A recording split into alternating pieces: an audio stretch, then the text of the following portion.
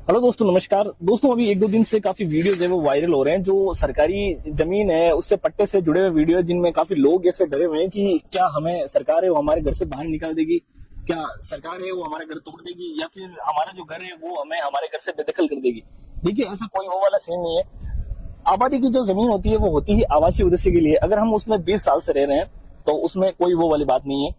ये दिक्कत उन लोगों के लिए है जो इलीगल तरीके से गांव में रह रहे हैं या शहर में रह रहे हैं, जहाँ गोचर की जमीन है या फिर तालाब के नाम की जमीन है या वैसी जमीन है जो सरकार के अंडर में है और हम उसको दबा के बैठे हैं। तो और इसके अलावा ये सिस्टम सरकार ने इसलिए भी स्टार्ट कर रखा है, जो लोग किसी गरीब परिवार या फिर गरीब व्यक्ति की जमीन वो दबा के बैठे हैं या फिर इनलीगल तरीके से जमीन को लिए हुए बैठे हैं, कि ये दिक्कत है वे उन लोगों के लिए है जो इनलीगल तरीके से रह रहे हैं, बिना घर के डॉक्यूमेंट की वजह से रह रहे हैं। तो उनको गवर्नमेंट है वो खाली भी करवाएगी, घर तुड़ाएगी भी और उनको घर से बाहर भी निकालेगी।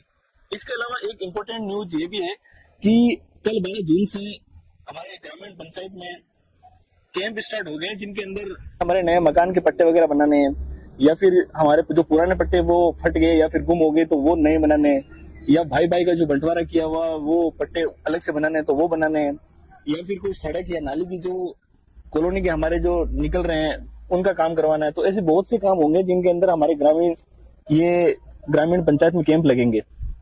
तो ये जो कैंप है वो 12 जून से स्टार्ट हो गए और 5 जुलाई तक चलेंगे। आप अपने गांव के सरपंच से या फिर अगर आप शहर में रह रहे हो तो नगर पालिका से, यहाँ से आप संपर्क करके पता कर सकते हो। जो नए मकान है या फिर मकान के जो पट्टे हैं वो बनाने करने, ये सारा काम वहाँ पे होगा। धन्यवाद।